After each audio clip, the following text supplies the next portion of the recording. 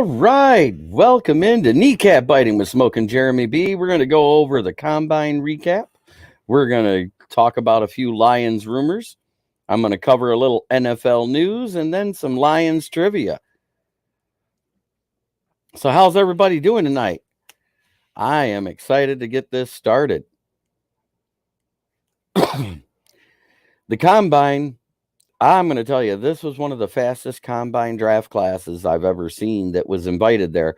There's quite a few players that weren't invited that I would have liked to have seen instead of some of the ones that were there. Eric Barriere of Eastern Washington, D. Anderson of Alabama A&M, a 6'6", 220-pound wide receiver. I would have liked to have seen him show up. But that being said, this is the first time in the NFL draft history you had more than 2 perfect RAS relative athletic scores for anybody. And of course, at the top, you got to put Trayvon Walker and Jordan Davis. But the 2 surprising ones came out of the FCS, Christian Watson and Troy Anderson. Them kids impress me. I'm sorry. They are top-notch talent, as I thought they were. I knew they'd be good, but man, are they good. So what did you guys think of the Combine overall? Let me see it in the comments.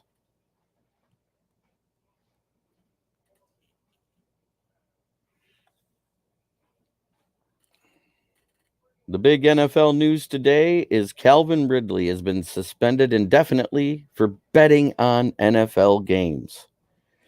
Therefore, they don't have the trade that they thought they were going to get, and Atlanta Falcons are going to be hurting for a wide receiver, which you may see Jamison Williams, Drake London, even Christian Watson, one of those top guys from the Combine, are probably going 8 now because they won't have him at all.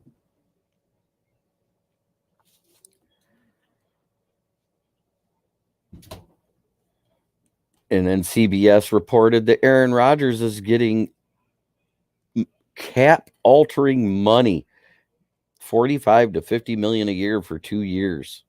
That's insane. What that'll do, the amount of money kicking the can down the road to clear that money is just nuts. My first trivia question of the night is, what Lions star posted an NFL record-tying 4 career safeties for the Lions? And it's no one current or has even been close to current. But he did play 11 seasons for the Lions.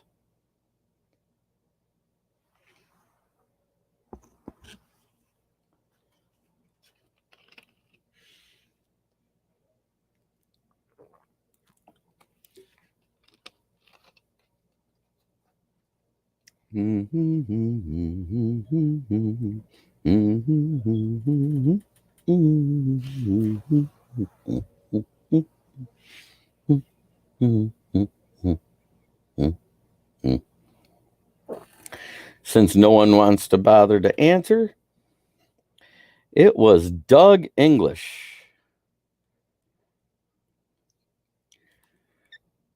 Andrew Merklayer says, what's your thoughts on what we heard about the cap? Well, guess what? I heard about the cap last week. I posted that. 208.2 was supposed to be the cap for over a week now. So it really doesn't change much. The Lions have $19.7 million left after the signings they've done. Stephen King pops in and says, hello, JB. Hello, Stephen. Hello, Andrew.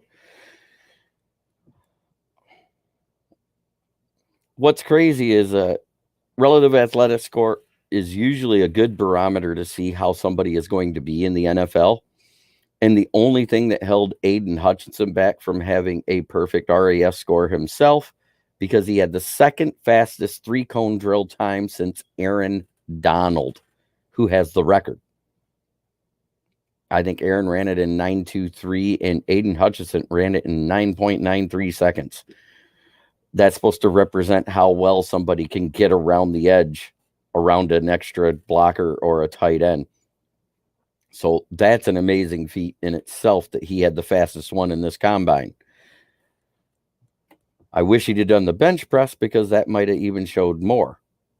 But that's even besides the point. He didn't do the bench press because he planned on running the 40, which he ran a respectable 4.7, which is above average for a D lineman. He ended up with a 9.86 or a 9.83, one of the two.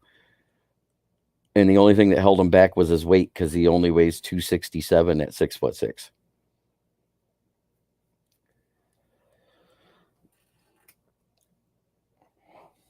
And by the way, I want to address one rumor about Allen Robinson, who has had the hashtag Detroit versus everyone ever since he went to college because he came from a Detroit school. But the fact he cleared everything knows that he's going to be a free agent. Yes, it's rumored we're going to get him, but in order to get anybody with that type of salary, we're going to have to clear a bunch of cap. There's only 3 moves that does enough cap to be able to make big splashes. And we already heard from Brad Holmes and Dan Campbell that they're not making big splashes as free agency. So I don't see how that's going to happen unless they start really restructuring 3 key players. Because those 3 key players will clear over $50 million in cap. You cut Trey Flowers, there's 11.7. And as much as I hate to say it, because a lot of people don't like to hear it because they like his vet leadership, is cut Brockers to save another $4 million.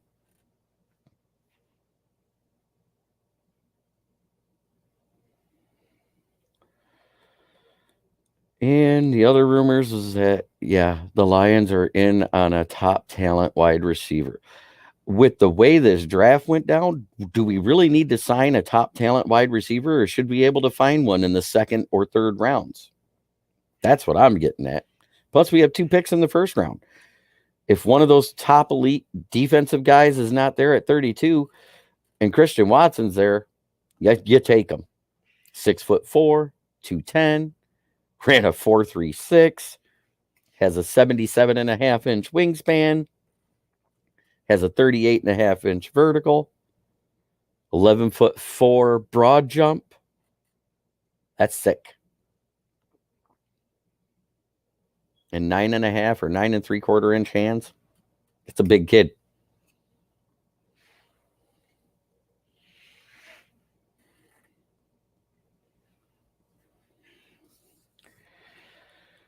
This should be a softball question for you. The next trivia question is what non-quarterback passed for a touchdown for the Lions in 2019?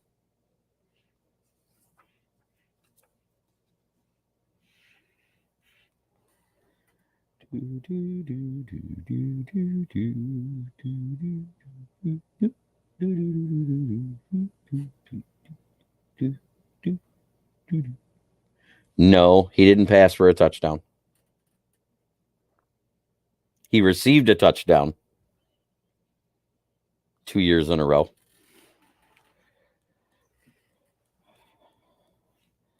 What do you think, Stephen King? Who is it?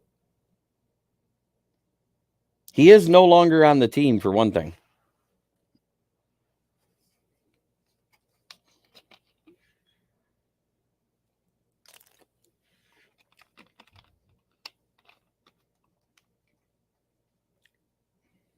Nope. 10 seconds. 10.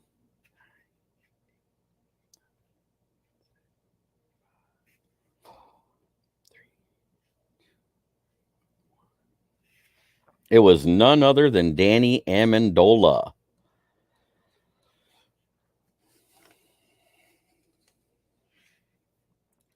So who else? Nope, it was Danny Amendola.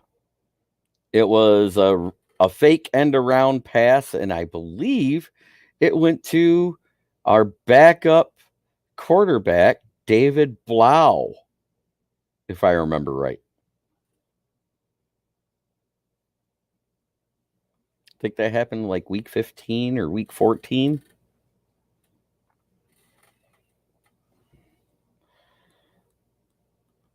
Who raised their draft stock the highest? Christian Watson and Troy Anderson. I mean, Troy Anderson ran a 4.4 240 at 6'4" and 240 pounds, and looked great in the drills. Christian Watson pretty much raised his from It's crazy that these guys were once undrafted free agents. Yeah, that was the year before. That was 2018, Stephen King. You're right.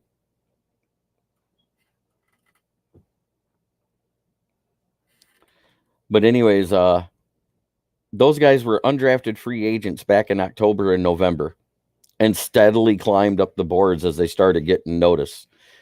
And now I think Troy Anderson has turned himself to a early day two pick, like second or third round at worst. One of the guys that I found disappointing, well, anytime you quit in the middle of your drills, that's disappointing. Kevin Thibodeau, he just quit. I don't get it. One of the guys that I think, other guys he raised his stock a lot other than Troy Anderson was Christian Watson.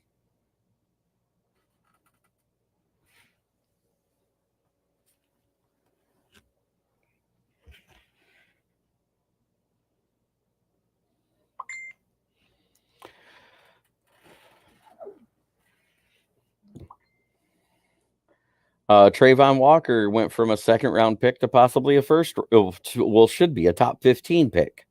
If there wasn't so many offensive line needy teams, we would be in trouble where we're picking it to. I think.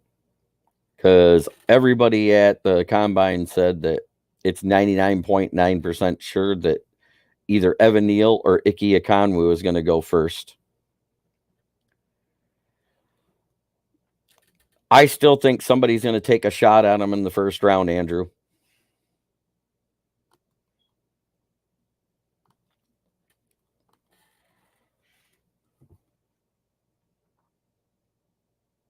And I say let him.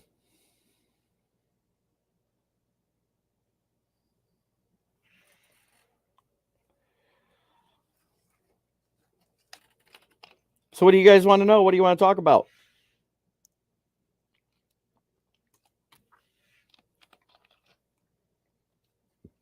No, top 5 is going to be offensive linemen except for Aiden Hutchinson.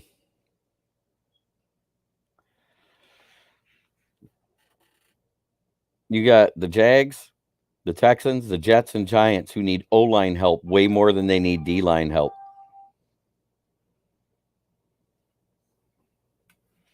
I'm going to take a moment right now to talk about my sponsor, A1 Tire and Auto Repair and TNT Auto Sales, located off of Euclid Avenue on Old Cucaulin, in Cucaulin, just north of Bay City. Used tires at a good price, used cars at a better price. Stop in and see them. You could also stop in and see me at the Broadway location here in Bay City, or go to Genesee Avenue in Saginaw.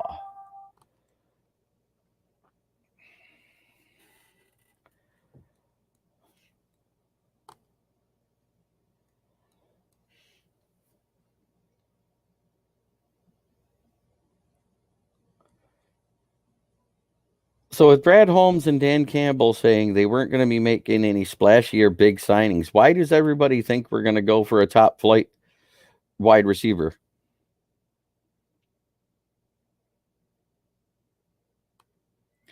What day does free agency begin again? It begins in 9 days. The 14th, I believe it is, or the 5th, or 14th or 15th. I don't know. I'm so excited for it to get started. Who had the best day in the combine and at what position? I already named them all. Jordan Davis at D tackle, Trayvon Walker at DN, Christian Watson at wide receiver, Troy Anderson at linebacker, and I believe the other one was Nick Cross of Maryland. He ended up raising his stock quite a bit because he was supposed to be a 4th or 5th rounder, and now he's probably going to be anywhere from the end of the 1st all the way to the 3rd. It just depends on what the team's needs are.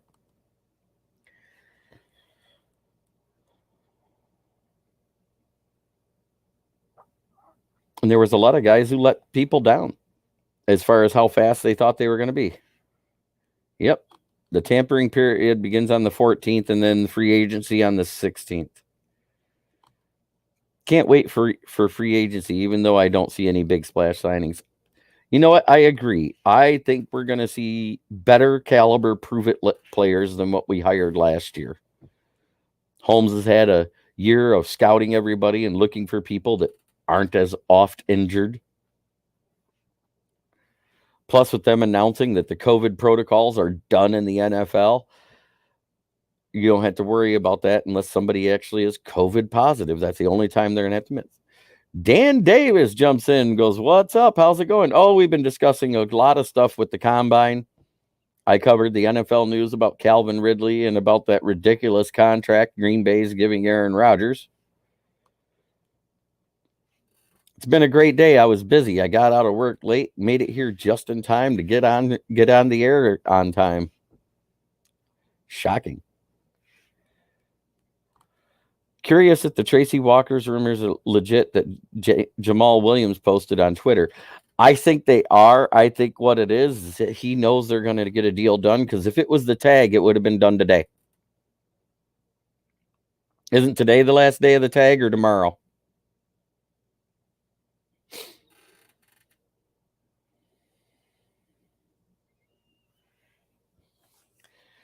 And it's time for trivia question number 3 of the night. When running back Barry Sanders won college football's Heisman Trophy while at Oklahoma State in 1988, what future Lions cornerback finished second in the voting?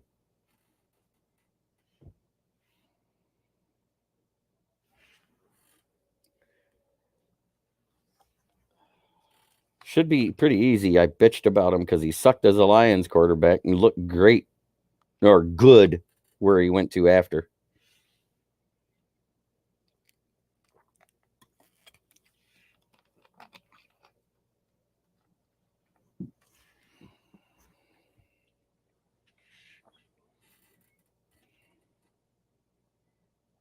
And the other tag I saw is Jesse Bates was tagged, which that comes as no surprise there, because the Bengals have a lot of cap room. The Jags have a lot of cap room. The Jets have some cap room. But man, that Calvin Ridley news, that's mind-blowing. But I'm going to address something. He was given time off for mental illness, and gambling addiction is a mental illness, so it isn't a total stretch. They just didn't let out the details of his mental illness. So I hope that kid gets it all straightened out. And I say kid because I'm 51. He's a kid. Chris Godwin is getting tagged. Good for him. Glad he's not hitting free agency.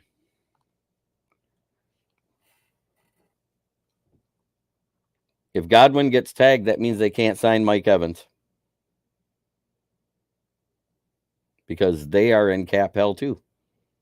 It's one of the reasons why Tom Brady stepped down and walked away and retired. It's one of the reasons why everything's going the way it is. The Saints in the cap hell they are. That's why Sean Payton stepped down. He didn't retire. He stepped down. There's a big difference. That means he can come back if he wants to.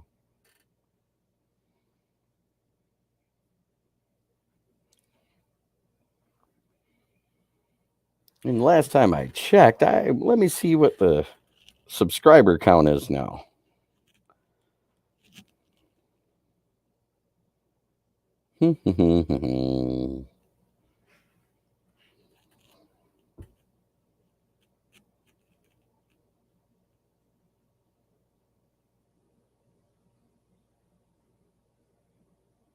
We are up to 48 subscribers when we were at 41 last week. So steadily climbing up every week, and I'm enjoying that.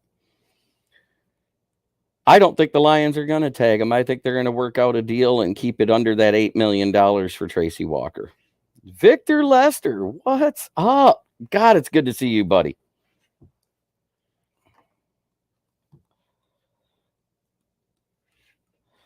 Just been working on growing this podcast and getting out news and talking the combine. No, it is not Andre Ware. The question is what future Lions quarterback finished second in the balloting to Barry Sanders in 1988?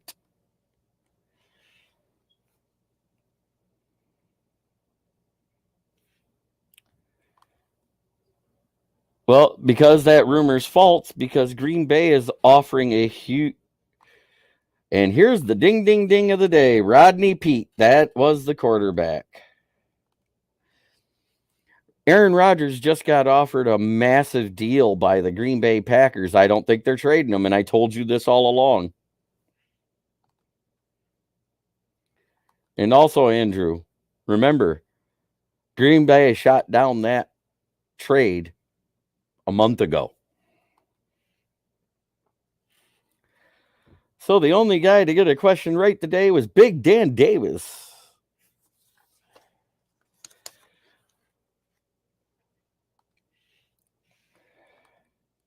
They can keep him. Absolutely.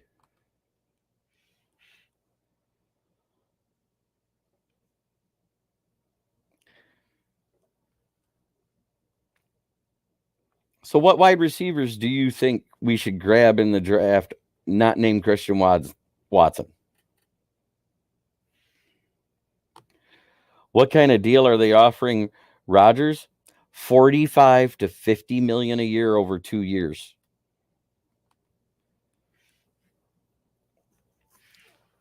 It's a lot of money to offer somebody that's going to end up in either one and done or two and done.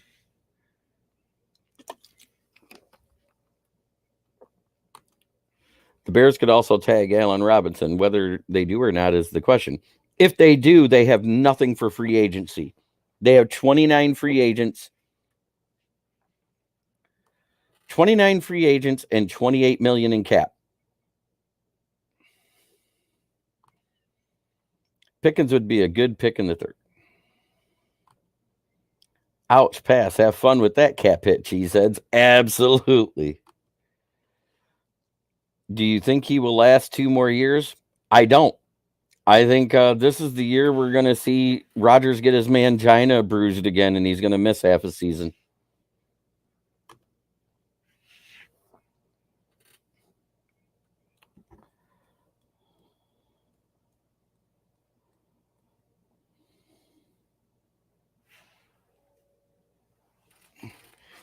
And Andrew says Pickens would be a good pick in the third. 29. Wow.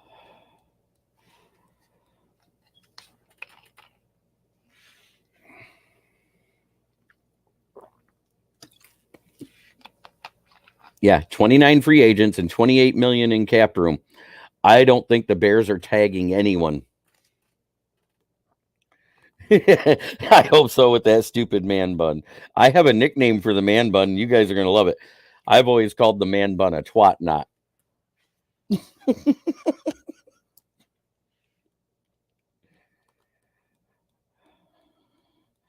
I want London, but I feel like that's a pipe dream now. Actually, no, it's not. If you think about it, with all the guys and the speed they came up with,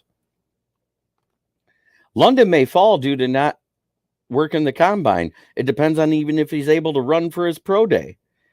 I thought it was funny. Here's the biggest one. The cornerbacks ran.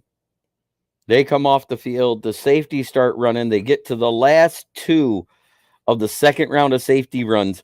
And all of a sudden, NFL Network in the headlines, it says, Stingley has been medically cleared to run for his pro day. He skipped because he was hurt, but he was medically cleared to run while at the combine. Do you guys not find that funny? Laughing my fucking ass off to your man bun nickname.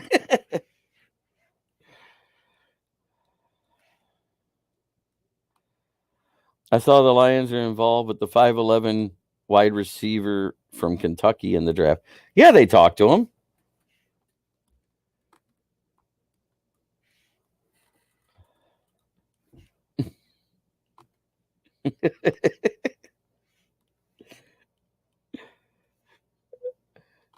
Feel free. I used it from somebody else. I think it's great.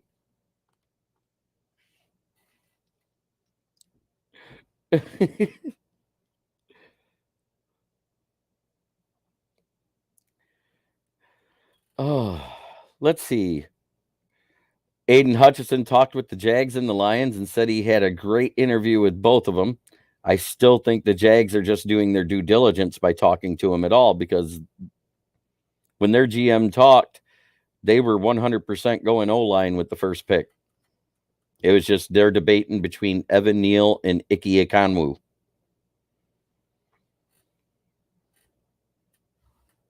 Which you can't blame them.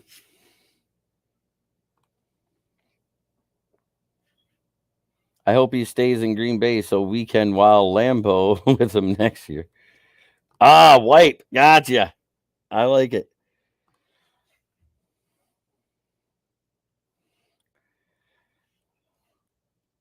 I mean, Aiden Hutchinson is exactly the type of player that Dan Campbell's been talking about. Somebody who does not quit, who does not give up, who keeps trying no matter what the adversity is.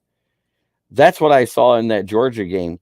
He could have laid down and not tried, but he was still trying to get past Ekwonu. Ekwonu just that damn good.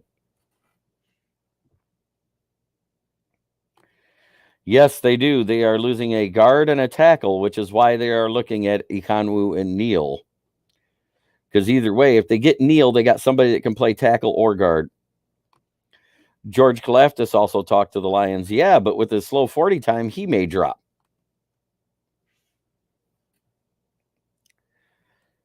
Kyle Hamilton had a slow 40 time, which was surprising, but I kind of expected it after a knee injury like that. Tibbs quitting the drill sounds like a red flag. Yes, it is a red flag. I saw it, and when I was watching it, if you looked, when he made that one turn in the drill, he winced a little bit like, oh shit, not again. And so instead of staying on the field and making it worse, he came off the field, which is smart for him. And he goes, yeah, this way I can do the drills I want at my pro day and control the flow of it. We had somebody else quit on drills a couple years ago and have a great pro day, and they still fell out of the first round, and now they're a dime back on the Cleveland Browns. You guys remember that guy? Greedy Williams. Derek Stingley didn't even try. He didn't even run. He probably saw that Kalon Barnes and goes, shit, I can't beat him. Fuck this.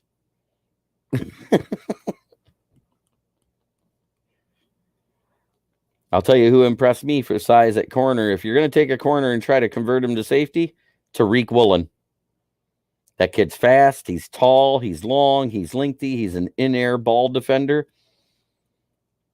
I like him. And it seems to be the type of guys they draft.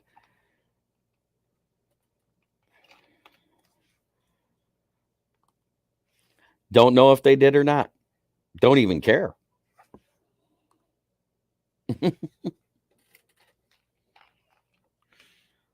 I know they talked to Hamilton.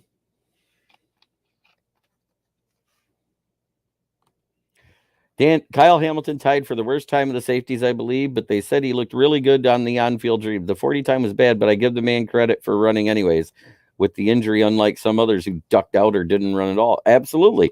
He did look good in his drills. You know, that's the thing. When you're 6'4" and 215 pounds, you're going to make up for a slow 40 time with your length. And that's why he looks like a sideline to sideline defender. But in the NFL, wide receivers are faster and stronger. So is he going to be able to do it in the NFL? I don't know. And I don't think he'll be a top 5 pick because of that 40 time, because 4.59 is not great speed for a safety. Hell, we already know about 4.7 corners.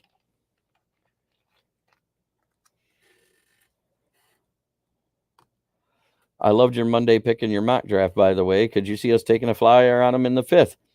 See, the problem is we don't pick to 176. I think he'll be gone. So you have to either take him at 97th or take another linebacker at 97th. And if Leo Chenal is there at 97, I'll take him over Smoke Monday and hope that Monday falls to 176. If not, I'm going to grab somebody later. I mean, we have a lot of needs. We need 2 linebackers. We need 2 safeties. We need an edge guy. We possibly need another defensive interior guy if we're going to run more four-man fronts, because right now the only DT2 we got for the two technique is John Penasini.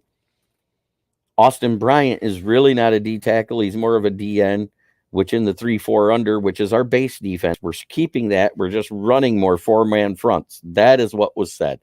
Anybody who thinks that we're going to switch to a 4-3 didn't read the article.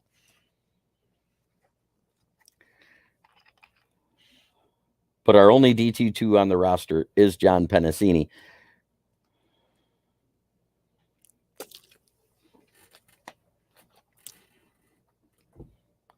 I think our best bet is possibly even trading back at the 34 and getting a pick in the second and the fourth. That way we got another pick there, because that's where you're going to want to get Smoke Monday. Do we think we keep Rodgers because of the interior need? I would rather we not.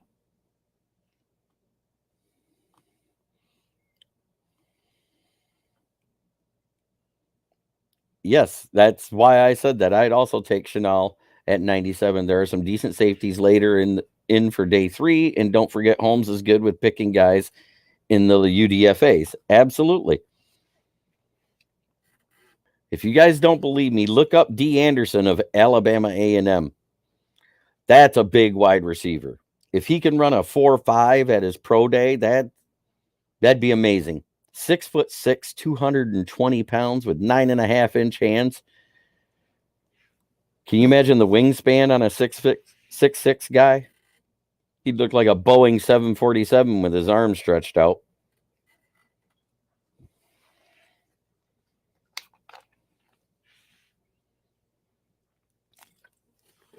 And remember, the historic black college and universities always put out talent that nobody ever drafts, but finds them as UDFAs and late rounders just to fill spots. I'd take a flyer in the 6th or 7th on them. I think we need 3 wide receivers in this draft and say screw free agency for wide receiver. Get what bit of depth you can for defense in the free agency myself. And before you guys say you got to take out the rookie salary caps, Over the Cap did that for us. They took out the 9.967 for rookie salary caps. That 19.7 is what we got left. Because prior to them taking out the rookie cap, that means we'd have almost 29 million right now.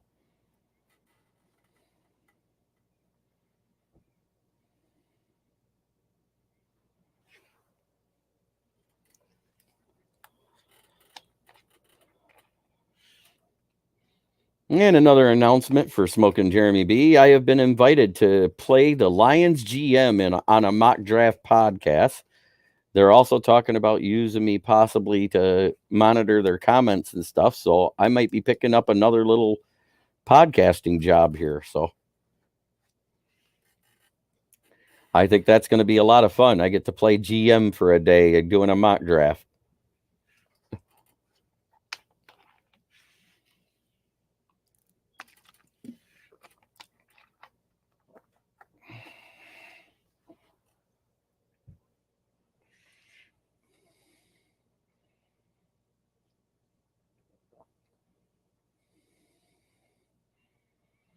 So out of the trade rumors, now that Washington is not doing a trade for a pick, they want to trade for a quarterback. That tells me that even Ron Rivera and the GM in Washington thinks the QBs in this draft are garbage in the first round.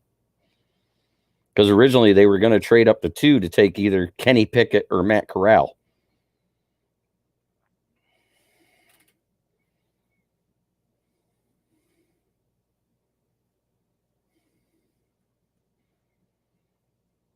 And with how good the talent was all the way around, I think all those extra picks are gone for. Stephen King says, very cool about the mock GM. And as soon as I find it, of course, or if I can show it live on my page, I will. If I can't, I will share it to the page right after.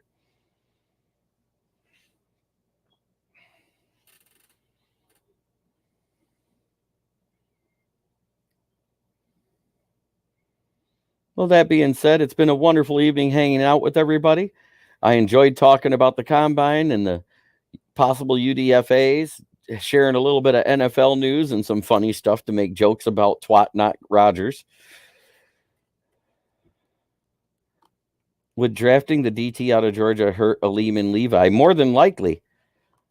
It's going to take away from one of theirs playing time, if not both. Here's the thing about drafting a DT. We'd have to be picking later in the draft. Jordan Davis is possibly from pick 8 through pick 15 pick. Because DT is not valued as highly as D end or quarterback or O-line.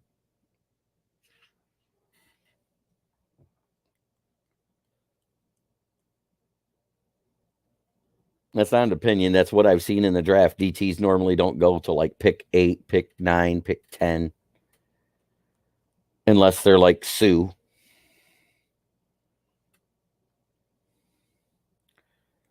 Or Donald. Well, Donald didn't even go that high, but Sue did. Well, thanks for tuning in. This has been Kneecap Biting with Smoking Jeremy B. I hope you all have a wonderful evening. Go Lions, and we'll see you again on Thursday at 7. I'm looking for guests, so if you want to be on, leave me a comment. I'll send you a link in your messenger, and you can be on the show with me talking Lions. Have a great day, and one pride.